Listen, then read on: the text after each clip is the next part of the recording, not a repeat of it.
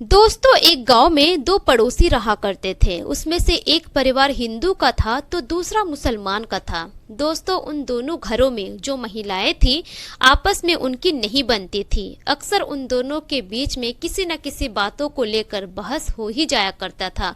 वो दोनों एक दूसरे को देखना भी पसंद नहीं करती थी। इस तरह से वो दोनों एक दूसरे से नफरत किया करती थी। दोस्तों, इसी तरह से धीरे धीरे वक्त गुजरता है और एक समय ऐसा आ जाता है कि मुसलमानों का रमजान का महीना चलने लगता है। दोस्तों, उसी महीने में हिंदुओं का होली का त्योहार भी आ जाता है। दोस्तों, उसके बाद उन दोनों परिवार के बीच में जो होता है, जिसे जानने के बाद आप भी परेशान हो जाएंगे और सोचने पर मजबूर हो जाएंगे कि आखिर ऐसा भी हो सकता है क्या। दोस्तों, आज की कहानी बहुत ही इंटरेस्टिंग है। आइए जानते हैं पूरी कहानी इस वीडियो में। पर वीडियो में आगे बढ़ने से पहले आप सभी से एक ही रिक्वेस्ट है कि वीडियो को लाइक कर दीजिए और चैनल को भी सब्सक्राइब कर दीजिए ताकि मेरा हौसला बढ़ता रहे। दोस्तों, मेरा नाम है तबस्सुम खातून और आप सभी का मेरे चैनल पर स्वागत है।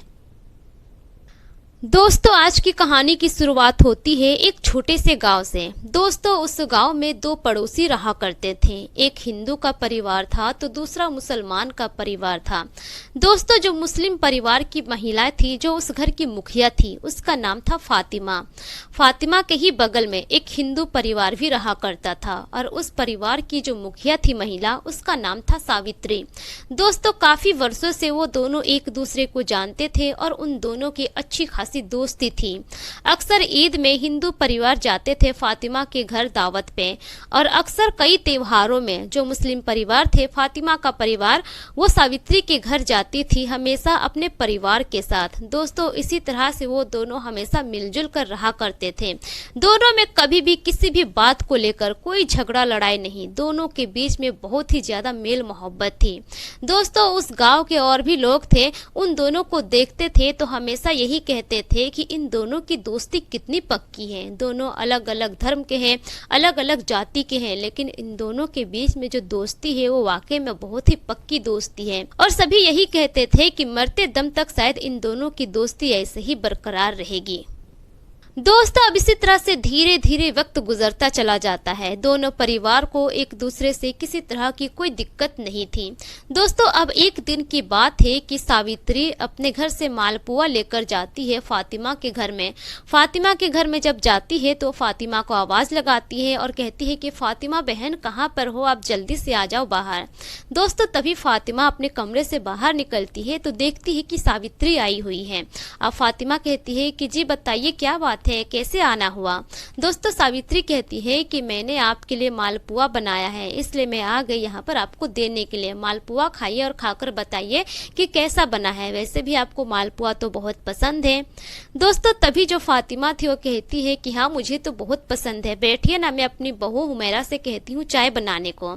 लेकिन दोस्तों, तभी सावित्री कहती है कि नहीं, मैं अभी नहीं बैठ सकती, मेरी बहू भी चाय बनाकर रखी है, बस मैं आपको ये देने के लिए आ गई। दोस्तों, इतना देकर वो तो चली जाती है। लेकिन दोस्तों, उसके बाद जो फातिमा की बहू थी हुमैरा, वो कहती है कि अम्मी, आपको मैंने बार बार कहा है ना कि इन लोगों से किसी भी तरह का कोई सामान मत लीजिए और खास करके खाने का सामान। दोस्तों, तभी फातिमा कहती है कि बहू क्या हो गया अगर मैंने इन लोगों से कुछ ले लिया। दोस्तों, उसके बाद हुमैरा कहती है कि अम्मी, आप अच्छे से जानते हैं कि ये लोग हमारे मजहब के नहीं है, पता नहीं कैसे बनाते होंगे ये सब। दोस्तों, उसके बाद फातिमा कहती है कि बहू, तुम्हारा दिमाग तो ठीक है, वो भी हम लोगों की तरह इंसान है और हम लोगों की तरह वो लोग भी हाथों से ही खाना बनाते हैं। दोस्तों, हुमैरा कहती है कि नहीं अम्मी, ये लोग गैर मजहब के लोग हैं, इन लोगों से कुछ भी लेना सही नहीं है। दोस्तों, उसके बाद जो फातिमा थी वो गुस्सा हो जाती है और अपनी बहू से कहती है कि बहू, अगर ऐसी बात है और तुम्हारी सोच ऐसी है तो फिर तुम इस घर से भी निकल जाओ। तुम्हें इस घर में रहने का भी कोई हक नहीं है, क्योंकि इस घर को जिन्होंने बनाया है, जिस मिस्त्री और लेबर ने बनाया है, वो लोग भी हिंदू ही थे, गैर मजहबी के लोग थे। आखिर तुम ऐसा कैसे कर सकती हो? और जो सामान बाहर से आता है, राशन पानी सब्जी वगैरह जो भी आता है, तुम कैसे दावे के साथ कह सकती हो कि वो सब उगाने वाला कोई मुसलमान किसान ही होगा? हो सकता है हिंदू भी उगा सकता है, ऐसा जरूरी तो नहीं कि सब मुसलमान ही उगाते होंगे। तो वो सब भी खाना पीना तुम क्यों खाती हो? मत खाओ और इस घर से भी निकल जाओ। दोस्तों, उसके बाद फातिमा कहती है कि तुम्हारी बातों से तो ऐसा लगता है कि तुम पढ़ी लिखी नहीं बल्कि एक पढ़ी लिखी गंवार और जाहिल लड़की हो, क्योंकि पढ़ी लिखी लड़कियां इस तरह की बातें कभी नहीं करती है। दोस्तों, जब फातिमा इस तरह से अपनी बहू को सुनाती है, उसकी बहू को बहुत गुस्सा आता है, अपनी सास से कोई मुंह नहीं लगाती है और चुपचाप वहां से चली जाती है अपने कमरे में। दोस्तों, इधर फातिमा तो अपनी बहू को अच्छे से समझा देती है, लेकिन जब दूसरी तरफ सावित्री अपने घर जाती है तो उसकी बहू कहती है कि वाह माँ जी, आ गए आप मेरे हाथों का बना हुआ मालपुआ उन लोगों को देकर।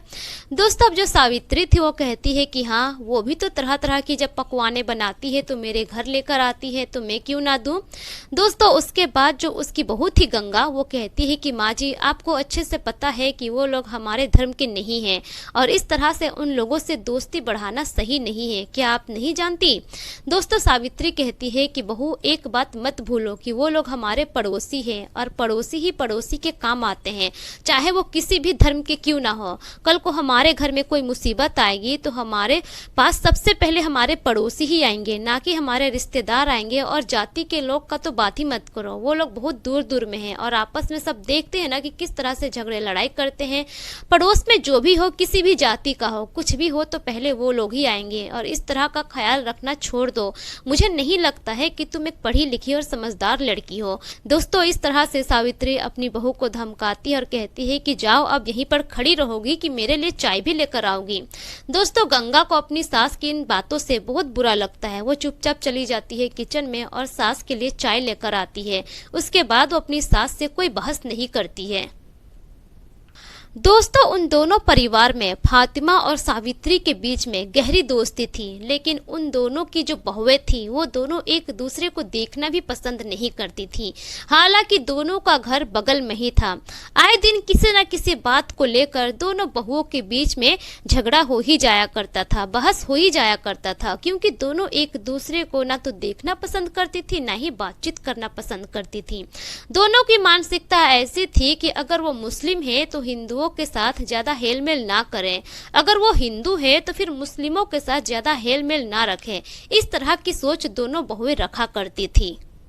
लेकिन दोस्तों, दोनों बहुएं अब परेशान हो गई थी कि अपने अपनी सास को दोनों से कैसे दूर किया जाए, दोनों की दोस्ती को कैसे तुड़वाया जाए।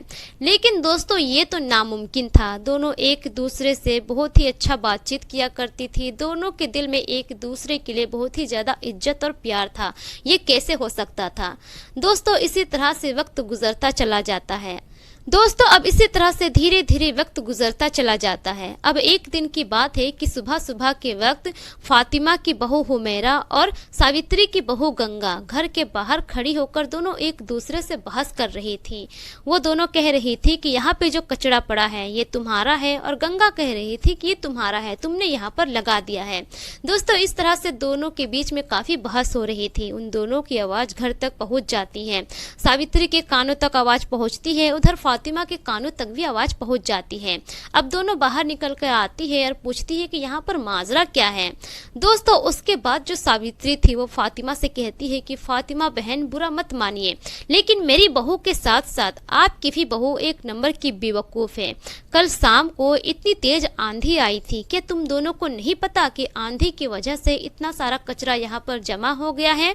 दोस्तों, उसके बाद दोनों सास अपनी अपनी बहू को कहती है कि चुपचाप जल्दी से आंगन सब साफ करो और इस तरह से बहस करना बंद करो। दोस्तों, उसके बाद दोनों बहुएं अपने अपने आंगन को अच्छे से साफ सुथरा करती है और दोनों का झगड़ा वहीं पर खत्म हो जाता है। दोनों अपने अपने घर के अंदर चली जाती है। दोस्तों, अब इसी तरह से दिन गुजरता चला जाता है और फिर रमज़ान का पाक महीना आ जाता है। दोस्तों, पहला रोज़ा का दिन होता है। फातिमा और उसकी जो बहू थी हुमैरा घर का सारा साफ सफाई करती है। बहुत सारा गंदा कपड़ा हो जाता है। दोनों सास और बहू मिलके कपड़े वगैरह धोने लगते हैं। दोस्तों, अब इसी तरह से कपड़े धोते धोते लगभग असर का वक्त हो जाता है, यानी कि 4 से ज़्यादा बज चुके थे। दोस्तों, जब कपड़ा धोकर दोनों सास बहुएं फ्री होती है तब जाकर दोनों बहुत थक जाती है। दोनों के कमर में बहुत ज्यादा दर्द हो जाता है। अब दोनों सास बहुएं घड़ी देखती है और कहती है कि अम्मी, बहुत टाइम हो गया है, अब क्या करेंगे, इफ्तार के लिए क्या बनाएंगे समझ में नहीं आ रहा है, अब ज्यादा वक्त भी नहीं है। दोस्तों, अब जो फातिमा थी वो कहती है कि हाँ बहू, टाइम तो बहुत ज्यादा हो गया, अब क्या करें समझ में नहीं आ रहा है, क्या बनाए ऐसा जो जल्दी बन जाए। दोस्तों, इस तरह से दोनों परेशान थी और आपस में बातें कर रही थी। दोस्तों तभी वहां पर सावित्री आ जाती है एक बड़ा सा प्लेट में बहुत सारा पकवान लेकर और कहती है कि फातिमा बहन आप परेशान क्यों होती हैं, मेरे होते हुए आपको किसी चीज़ की परेशानी की ज़रूरत नहीं है, आप अच्छे से रोज़ा खोल लीजिएगा, देखिए मैंने आपके लिए इतना सारा पकवान बना कर लाया है। दोस्तों जब फातिमा देखती है तो बहुत खुश होती है और कहती है कि सावित्री बहन आपका बहुत बहुत शुक्रिया, सारा दिन काम करते करते अभी थक गए हैं और देखिए रोज़ा खोलने का वक्त भी हुआ जा रहा है और ऐसे में आप लेकर आ गई, इसके लिए बहुत बहुत शुक्रिया। लेकिन दोस्तों वहीं पर जो फातिमा की बहू हुमैरा खड़ी हुई थी उसको यह चीज़ अच्छी नहीं लगती है, वो अपनी सास से एतराज़ जताने लगती है। अब फातिमा भी समझ गई थी कि उसकी बहू क्या कहना चाहती है, वहीं पर अपनी बहू को अरबी जुबान में कुछ कहती है। दरअसल वो ये कहती है कि सावित्री बहन भी यहीं पर हमारे साथ रोज़ा खोलेंगी, हमारा साथ देंगी। दोस्तों उसके बाद फातिमा सावित्री को ले जाकर बैठाती है, दस्तरखान वगैरह बिछवाती है, दोनों वहाँ पर बैठकर बातचीत करने लगते हैं। तभी रोज़ा खोलने का वक्त हो जाता है। अब फातिमा और सावित्री दोनों बैठकर वहीं पर रोजा खोलते हैं, लेकिन फातिमा की बहू को इस चीज से बहुत गुस्सा आया था, वो वहां पर नहीं बैठती है और ना ही रोजा खोलती है। दोस्तों तभी फातिमा कहती है कि बहू देखो अजान हो गया है, अगर तुम रोजा नहीं खोलोगी तो अल्लाह भी तुम्हारे रोजा को कबूल नहीं करेगा और इस तरह से दिल में कीना रखना बंद कर दो। अब तुम्हारी मर्जी, तुम आकर यहाँ खोल सकती हो रोजा, वरना तुम जा सकती हो। दोस्तों हुमैरा के पास अब कोई दूसरा ऑप्शन था ही नहीं, वो भी ना चाहते हुए अपनी सास के बगल में बैठ जाती है और रोजा खोलने लगती है। दोस्तों अब सभी लोग बैठकर वहां पर जो भी सावित्री पकवान लाई थी वो सब मिलकर खाते हैं। खाने के बाद अब जो सावित्री थी अपना प्लेट लेती है और फिर वो अपने घर चली जाती है। दोस्तों उन दोनों परिवार का मेलजोल देखकर जो और पड़ोसी के लोग थे वो लोग तो दंग रह जाते थे और सभी आपस में बात करते रहते थे कि ऐसा क्या करें जो इन दोनों के बीच में भी जो दोस्ती है वो खत्म हो जाए। लेकिन दोस्तों बाहर वाले तो कुछ नहीं कर सकते थे, लेकिन फातिमा और सावित्री के ही घर में जो उन दोनों की बहुएं थे वो दोनों ही यही चाहती थी कि इन दोनों की दोस्ती जल्द से जल्द खत्म हो जाए। दोस्तों इसी तरह से कुछ वक्त और गुजर जाता है। अब रमजान के ही महीने में एक दिन जो फातिमा थी रोजा खोलने के वक्त वो सेवैया बनाती है और एक कटोरी में वो सेवई निकालती है और लेकर चली जाती है सावित्री के घर। उस दिन उसका बेटा भी घर पर ही था, शाम का वक्त था क्योंकि उसकी ड्यूटी नहीं थी। दोस्तों अब जैसे ही फातिमा जाती है देखती है कि हॉल रूम में सावित्री का बेटा बैठा हुआ है। दोस्तों फातिमा उसके बेटे के पास जाती है और कहती है कि लो बेटा तुम्हें सेवैया बहुत पसंद है ना, मैं तुम्हारे लिए सेवई लेकर आई हूँ। दोस्तों सावित्री भी वहीं पर बैठी हुई थी। अब दोनों माँ बेटे कहते हैं कि हाँ हमें तो सेवैया बहुत पसंद है। दोस्तों तभी सावित्री का बेटा कहता है कि आंटी मैं तो इसी इंतजार में था कि कब ईद आएगी और मुझे सेवैया मिलेगी खाने के लिए। लेकिन दोस्तों फातिमा कहती है कि नहीं बेटा ऐसी बात नहीं है, हमने खाने के लिए बनाया है इसलिए सोचा कि तुम्हारे लिए भी ला दूं क्योंकि तुम्हें सेवैया बहुत पसंद है। दोस्तों अब जो सावित्री का बेटा था सेवैया खाने लगता है, लेकिन तभी उसी वक्त किचन से गंगा आती है अपने पति के लिए हलवा लेकर और वो कहती है कि ये क्या, मैं आपके लिए हलवा बनाकर लाई हूँ और आप यहाँ सेवैया खा रहे हैं। दोस्तों तभी गंगा का पति कहता है कि तुम्हारे हाथों की मैं हलवा क्या खाऊं, तुम तो इतना चीनी डाल देती हो कि अच्छा ही नहीं लगता है और कोई स्वाद ही नहीं आता है, उससे अच्छा तो सेवई है और मुझे सेवई बहुत पसंद है तो तुम रहने दो, जाकर वो रख दो। दोस्तों इस तरह से गंगा ऐसा समझती है कि उसका बहुत ही ज़्यादा इंसल्ट हो गया है। अब वो गुस्से में जाती है, किचन में हलवा का प्लेट रखती है और अपने कमरे में चली जाती है। इधर जो फातिमा थी वो भी अपने घर जा चुकी थी। दोस्तों जब उसकी बहू कमरे में जाती है गंगा तो अब वो मन ही मन बहुत गुस्सा होती है और वो सोचने लगती है कि किस तरह से इन दोनों की दोस्ती को खत्म किया जाए, मुझे तो समझ में नहीं आ रहा है। दोस्तों तभी जो गंगा थी अपने कमरे में बैठे बैठे प्लानिंग बनाती है और उसके मन में एक ख्याल आता है कि सामने अब होली का त्यौहार आने वाला है और मुसलमान तो होली खेलते नहीं हैं और रमज़ान के महीने में तो खास करके वो लोग रंग को छूते भी नहीं हैं, तो क्यों ना दोनों सास और बहू के ऊपर गुलाल का रंग डाल दिया जाए। दोस्तों अब इसी तरह से धीरे धीरे सुबह का वक्त होता है। जब सुबह का वक्त होता है तो गंगा जाती है छत में। छत में जाने के बाद एक बाल्टी में वो गुलाल का रंग घोल देती जाती है और वो प्लानिंग बना लेती है कि जैसे ही सुबह सुबह के वक्त फातिमा या फिर उसकी बहू आएगी आंगन झाड़ू करने के लिए, उसके ऊपर वो रंग डाल देगी। लेकिन दोस्तों तभी गंगा को उसकी सास आवाज लगाती है। वो दौड़ते हुए नीचे आती है और कहती है कि जी माँ जी कहिए क्या बात है। दोस्तों तभी जो उसकी सास थी वो कहती है कि बेटा बाहर मेरी साड़ी गिरी हुई है आंगन में, जाओ और साड़ी को उठा लाओ। दोस्तों अब गंगा जैसे ही आंगन में जाती है साड़ी को उठाने के लिए कि ऊपर से वही गुलाल का पानी उसके ऊपर गिर जाता है। दोस्तों वहीं पर वो चिल्लाने लगती है। अब उसके थोड़ी ही देर के बाद उसकी सास आती है बाहर और कहती है कि क्या हुआ बहू, तुम तो होली से पहले ही पूरे रंग से नहा ली हो, आखिर इतनी भी क्या जल्दी थी होली खेलने की। दोस्तों तभी जो गंगा थी वो कहती है कि माँ जी ये मैंने जानबूझकर नहीं लगाया है, मुझे तो लगता है कि आपकी जो सहेली है फातिमा आंटी और उसकी बहू ने मिलकर ऐसा किया है, वो दोनों ही ऐसा कर सकती है मेरे साथ। दोस्तों उसके बाद सावित्री कहती है कि वाह बहू, झूठ भी तुम इतनी आसानी से और इतना अच्छा बोल लेती हो, मैं तो कभी सोच भी नहीं सकती थी। दोस्तों उसके बाद फिर सावित्री कहती है कि तुम्हें शर्म आनी चाहिए इस तरह से उन लोगों के ऊपर इल्जाम लगाते हुए। मैं सब अच्छे से देख और जान चुकी थी कि तुम वहां पर बाल्टी में ये गुलाल को घोल कर रखी थी क्योंकि तुम उन दोनों के ऊपर फेंक पाओ, और यह सब कुछ मैंने पहले ही देख लिया था। और ये चीज उन लोगों ने नहीं फेंका है बल्कि मैंने ही छत पे जाकर तुम्हारे ऊपर फेंका है। दोस्तों जब गंगा यह बात सुनती है तो उसको बहुत गुस्सा आता है। अब वो अपने सास से किसी तरह की कोई बहस नहीं करती है, चुपचाप घर के अंदर चली जाती है और फिर कपड़े चेंज करती है। दोस्तों और सावित्री अपनी बहू से ये भी कहती है कि देखो बेटा, अगर तुम दूसरों के धर्म की इज्जत नहीं कर सकती तो फिर उसके धर्म को तुम ठेस भी मत पहुंचाओ। दोस्तों इस बात से गंगा को बहुत बुरा लगता है क्योंकि वो पहले से ही मुसलमानों को पसंद नहीं किया करती थी और खास करके फातिमा और उसकी बहू को तो और भी नहीं। दोस्तों इस तरह से ना जाने और कई बार कोशिश करती है गंगा उन दोनों के बीच में दूरियां पैदा करने की, लेकिन दोस्तों वो हर बार नाकाम हो जाती है। दोस्तों सिर्फ गंगा ही नहीं, उधर जो फातिमा की बहू थी हुमैरा, वो भी यही चाहती थी कि उसकी सास उस घर में आना जाना बंद कर दे। अब इसी तरह से एक दिन वो भी प्लानिंग बनाती है। रमजान का ही महीना चल रहा था।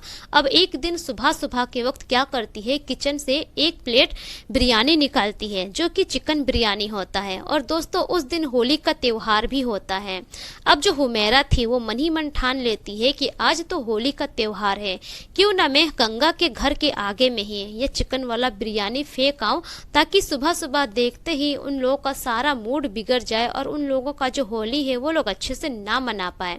दोस्तों यही सोचकर वो बिरयानी का प्लेट लेकर जैसे ही निकलती है कि तभी उसकी सास वहां पर आ जाती है और पूछने लगती है कि बहू ये बिरयानी तो रात को बनी हुई थी और इतना सारा बिरयानी फिर से कहाँ से आ गया, जब मैं दोबारा खाने को मांगी तो तुम तो बोली कि बिरयानी खत्म हो गई है। दोस्तों अब जो हुमैरा थी वो एकदम से घबरा जाती है, उसके तो पसीने छूटने लगते हैं। अब समझ जाती है उसकी सास कि ये जरूर कुछ न कुछ गड़बड़ करने वाली है और उसके इरादे पहले ही उसकी सास समझ चुकी थी। दोस्तों हुमैरा अपनी सास को कोई सफाई नहीं दे पा रही थी क्योंकि उसके पास कोई जवाब ही नहीं थे।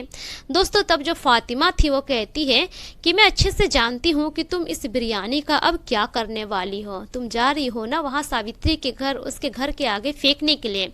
देखो बहू यह सब जो तुम्हारी आदत है वो छोड़ दो और तुम जो चाहती हो कि हम दोनों की दोस्ती खत्म हो जाए तो ऐसा कभी भी नहीं हो सकता।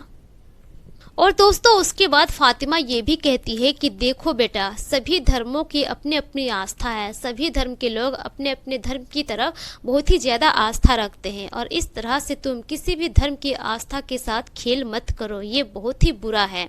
दोस्तों इतना कहती है फातिमा, उसके बाद वो चली जाती है सावित्री के घर होली की बधाई देने के लिए। वहाँ जाने के बाद फातिमा पूरे परिवार को होली की बधाई देती है, उसके बाद वो फिर अपने घर आ जाती है। दोस्तों अब इसी तरह से धीरे धीरे वक्त गुजरता चला जाता है और रमजान के पूरे 30 रोजे खत्म हो जाते हैं। अगला दिन ईद का दिन आ जाता है। दोस्तों जब ईद का दिन आता है तो फातिमा सावित्री के पूरे परिवार को पहले ही दावत दे चुकी थी। अब सभी लोग आते हैं, सावित्री के पूरे परिवार फातिमा के घर दावत पे। पहले तो ईद की मुबारकबाद देते हैं और सभी लोग एक साथ बैठकर फिर खाना वगैरह भी भी खाते हैं। दोस्तों उसके बाद कहीं न कहीं धीरे धीरे सावित्री की बहू गंगा और फातिमा की बहू हुमैरा को यह एहसास हो जाता है कि इन दोनों को इस तरह से जुदा करना इतना भी आसान नहीं है। दोस्तों इस तरह से धीरे धीरे करके उन दोनों बहुओं के दिलों में एक दूसरे के लिए जो भी नफरत थी वो सारी खत्म हो जाती है। धीरे धीरे करके उन दोनों के बीच में प्यार मोहब्बत बढ़ जाती है और दोनों एक दूसरे की अच्छी दोस्त बन जाती है। उसके बाद कभी भी उन परिवार में किसी भी तरह का कोई झगड़ा नहीं होता है। मेल मोहब्बत के साथ दोनों परिवार वहां पर रहते हैं। तो दोस्तों ये रही पूरी कहानी आप लोगों के सामने। यह कहानी आप लोगों को कैसी लगी अपनी अपनी राय कमेंट सेक्शन में जरूर दीजिए। दोस्तों इस कहानी को सुनाने का मकसद किसी के भी धार्मिक भावनाओं को ठेस पहुंचाना नहीं है, बल्कि मेरा मकसद सिर्फ धार्मिक एकता को बढ़ावा देना है। और दोस्तों मेरे पिछले वीडियोस में जितने भी लोग कमेंट किए हैं उनके नाम कुछ इस प्रकार से हैं। यूएस तिवारी, हर्ष तिवारी प्रयागराज से, मोहम्मद यासीन लाहौर पाकिस्तान से, असलम साद गोपालगंज बिहार से, मुकेश कुमार रजक कोटला नई दिल्ली से, अबू सैफ अंसारी आयूब अंसारी उत्तर प्रदेश से, श्याम प्रकाश कुशवाहा इटावा उत्तर प्रदेश से, फिरोज मार्क दुबई से, नरेश पटेल हरियाणा से, हेमंत कुमार देवगन छत्तीसगढ़ से, इरशाद अहमद शेख, रमेश बोरा असम से, मास्टर शरीफ नगीना टेलर वजीराबाद दिल्ली से, जेएस चौधरी द्वारिका नई दिल्ली से। दोस्तों अगर आप लोग भी अपना नाम मेरी वीडियोस में सुनना चाहते हैं तो अपना नाम और अपने राज्य का नाम कमेंट सेक्शन में जरूर लिखें, ताकि मैं अपने अगली वीडियो में आप सभी का नाम ले सकूं। दोस्तों मिलते हैं फिर एक नई कहानी के साथ, तब तक के लिए शुक्रिया। जय हिंद।